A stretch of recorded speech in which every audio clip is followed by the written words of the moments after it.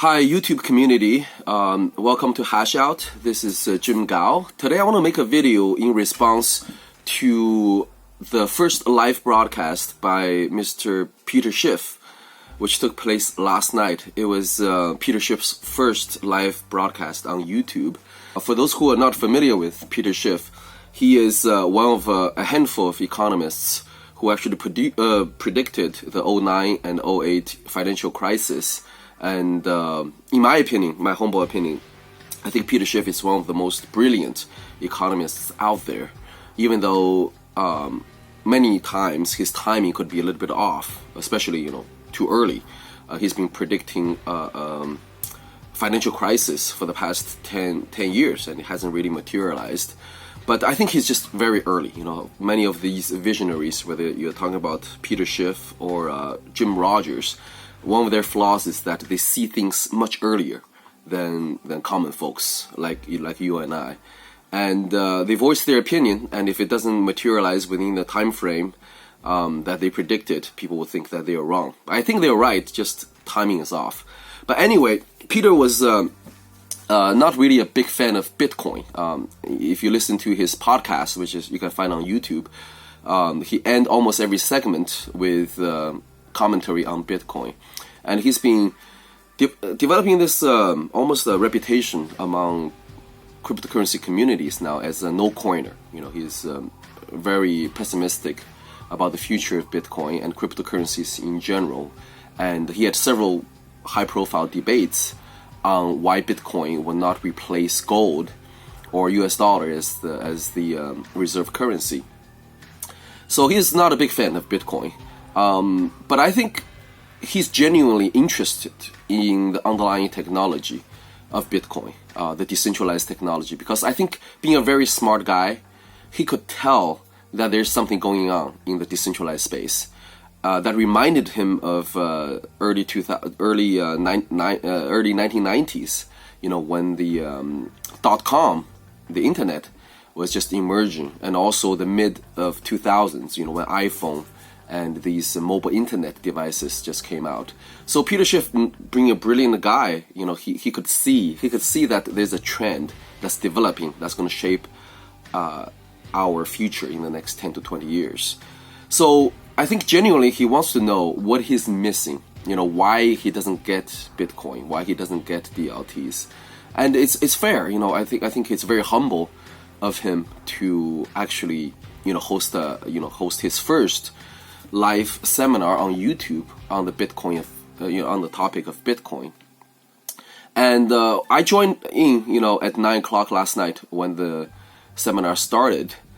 But to tell the truth, I think the format was very chaotic, and even Peter Schiff didn't realize how chaotic the whole scene was. There were over 4,000 attendees to the webinar. And people were just commenting left and right, and the comments were just flying by, and it was impossible for Peter Schiff to go through all the comments and let alone responding to some of them. And when I look at some of the comments, I see many of the comments were really unimaginative and very bland, to be honest.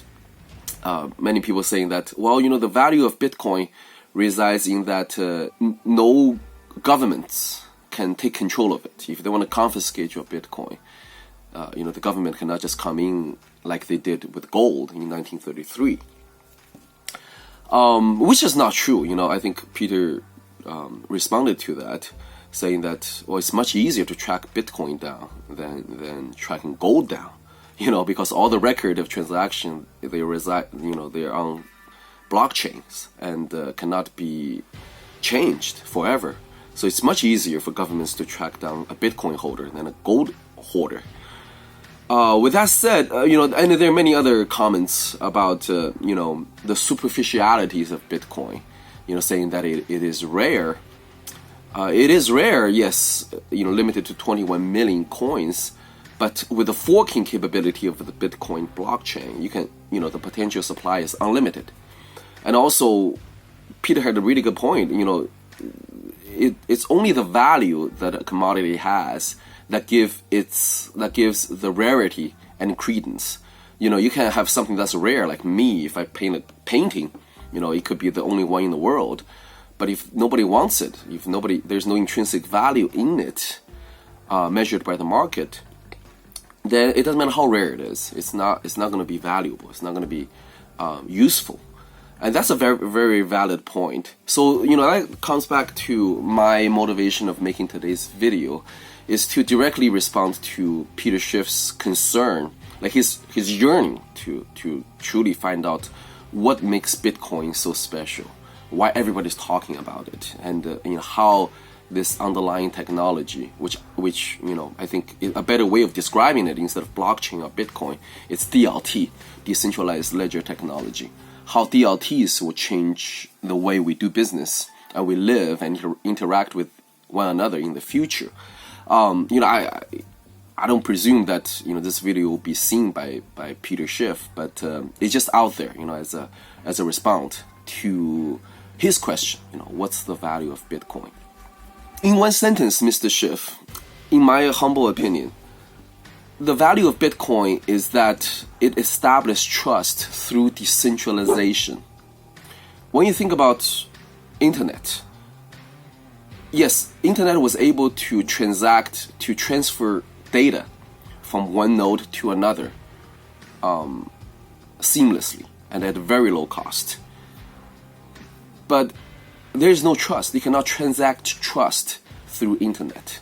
In fact, one can argue that with the advent of internet, there's less trust among people because there are so many scammers out there, on the internet.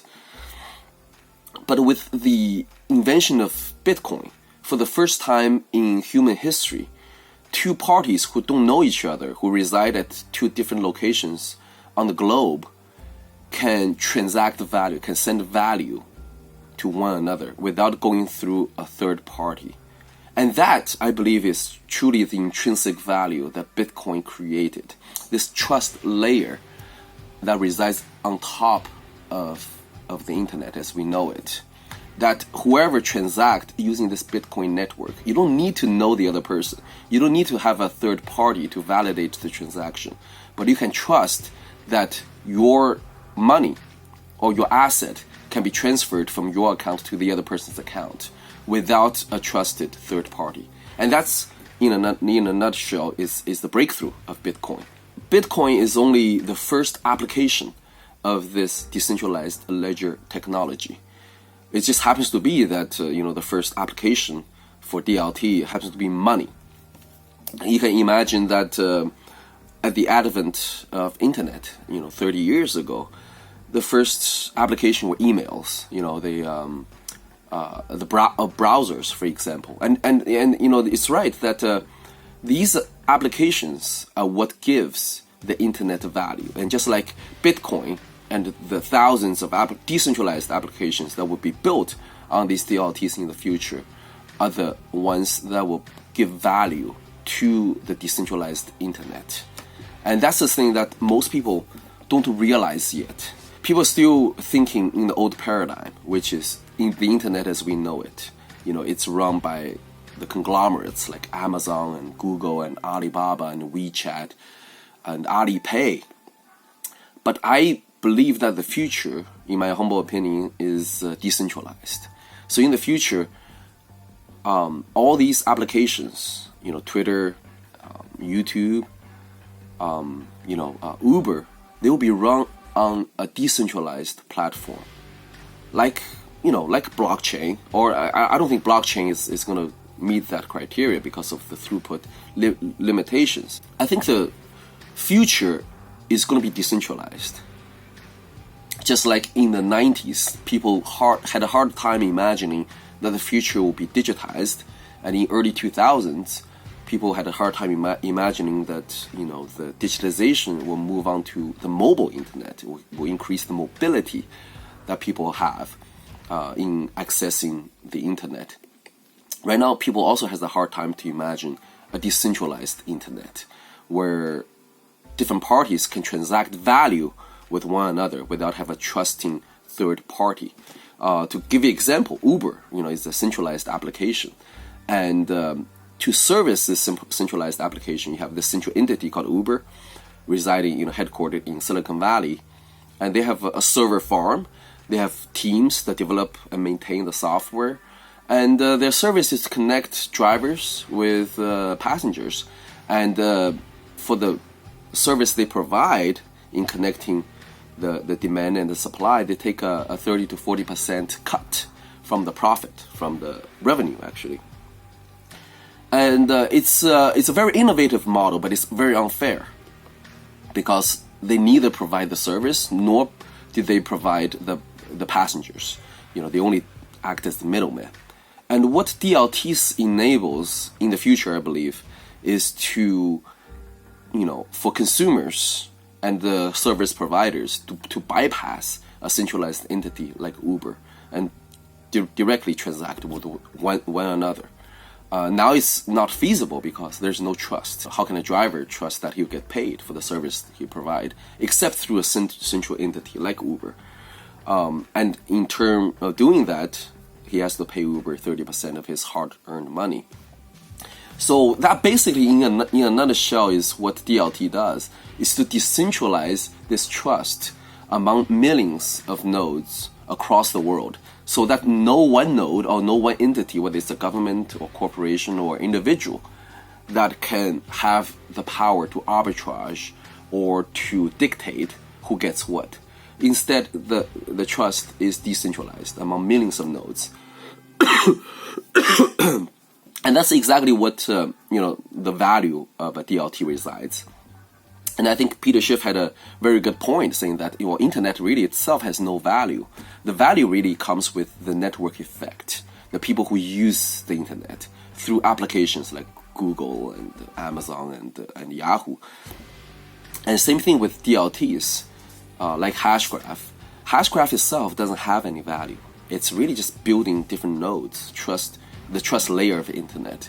What gives this value is really the decentralized applications that will be building on top of Hashgraph and the millions of people that will be using these decentralized applications. And I think there's a huge demand for such decentralized space. And Bitcoin is only the first taste, it's the first taste of how this decentralized space is going to function in the future. And that's why, it's the movement that's hard for the establishment to contain, because it derives from an innate need from the grassroots, from average people like you and I. It's not from elites.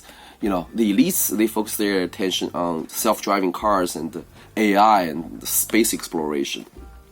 But average human beings like you and I, we focus our ideas of fair a fair money, a fairer competitive environment, and that's really the innate need of the world right now.